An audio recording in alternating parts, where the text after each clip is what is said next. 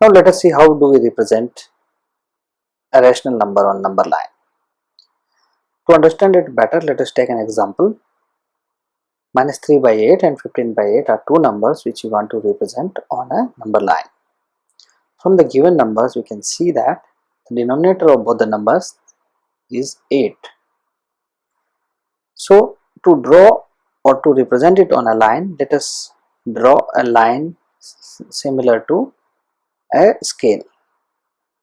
From the diagram, we can see that the line is divided into some small parts and some big parts. The bigger parts are marked as numbers 0, 1, 2, 3, etc. If we look carefully, we will find that the small portions or small divisions are 8 between two big divisions. Between 0 and 1 there are 8 divisions. Now if you want to represent minus 3 by 8, we will count 3 on the left side of 0, which is negative side, and we mark it as minus 3 by 8. Similarly, if you want to represent 15 by 8, we count 15 small divisions on the right side, which is positive side, and mark it.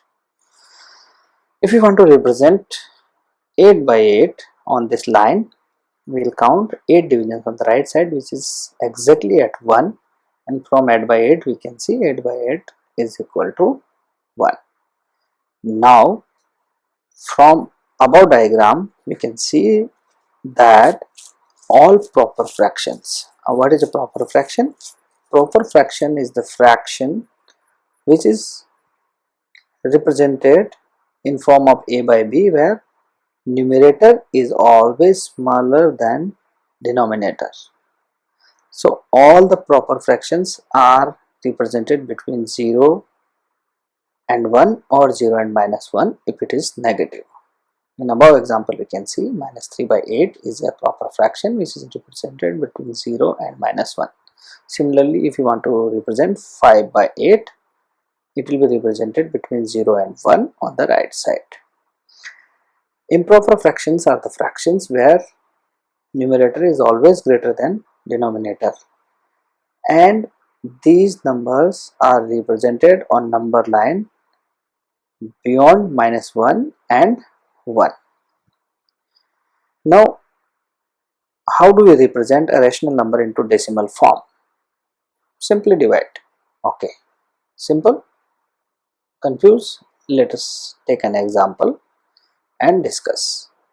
If we want to represent any decimal number, any rational number into decimal form, say for example 3 by 2, we just divide 3 by 2 until we get 0 as a remainder, and the answer, which is quotient, 1.5.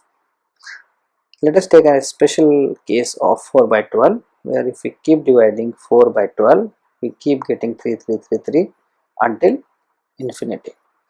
So to write it in a simple form, we say 0.3 and put a bar or dot on top of it, which represents that 3 is repeating.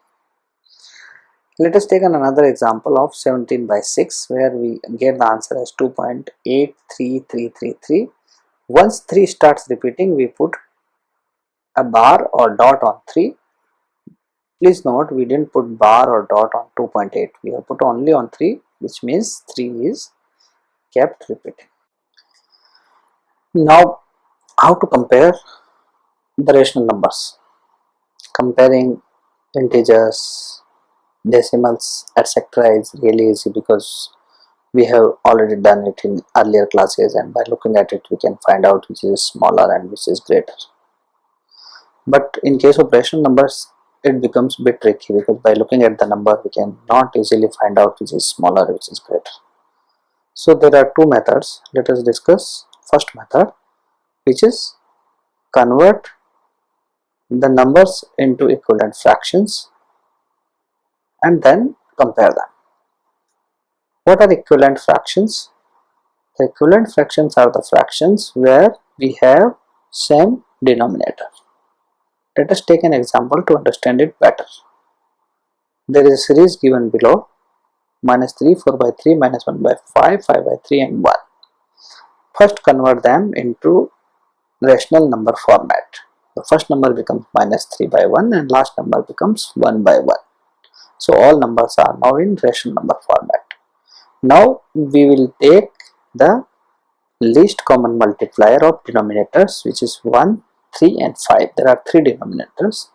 So the LCM of all the denominators is 15.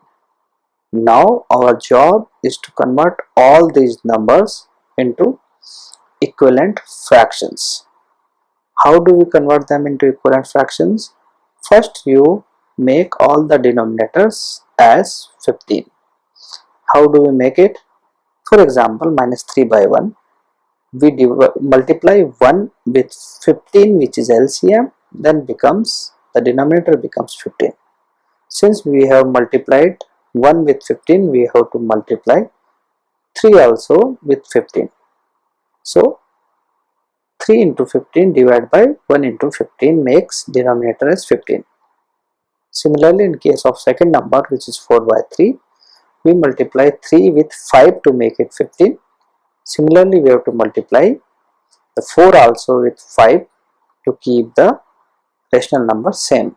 So we do these steps for all the remaining numbers, and finally we get a series where the denominator of all the numbers is 15. So let us have a look at the series which we received after converting all the numbers into equivalent fractions. Minus 45 by 15, 20 by 15, minus 3 by 15, 25 by 15 and 15 by 15. So now denominator of all numbers is 15. Now the simple job is just arrange the numbers in ascending order using only numerators as we arrange the integers. After arranging the numbers into ascending order, now bring back the original numbers which is given in the question. So the ascending order is minus 3, minus 1 by 5, 1, 4 by 3 and 5 by 3. Now let us discuss the second method. In second method, what we can do is we can just convert all the given numbers into decimals and then compare and put in the ascending order. But this method is long, so generally we use first method in comparison of rational numbers. Now let us discuss how can we insert a rational number between two given rational numbers. Inserting integer between two given integer or decimal between two given integer is easy because by visualizing we can put it. For example, we want to insert a rational number between 2 and 3. 2 and 3 are also rational numbers. So the method is just find a midpoint between 2 and 3 by averaging them. How do we average them? Add both of them and divide by 2. So 5 by 2 is the number which is midpoint between 2 and 3 and a number between these two numbers. Suppose we need to insert two more numbers between 2 and 3. Now what we do is we already got a midpoint, which is 5 by 2. So we use 5 by 2 and 2 and 5 by 2 and 3, find average and then insert number. So the newly found numbers are 9 by 4 and 11 by 4, which is in between 2 and 2.5 and 2.5 and 3.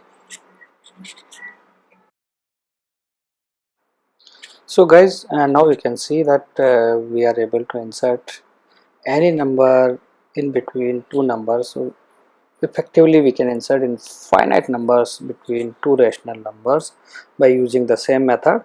Just keep finding the midpoint of given numbers and then again the midpoint of the new found number and the earlier number. This way we can insert infinite numbers in between two rational numbers. I hope it clarifies. Let us understand more about rational numbers in next session. Thank you for your time and I hope you enjoyed. This brings us at the end of part 1 of number system.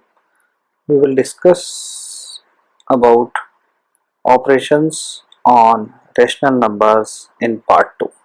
Thank you.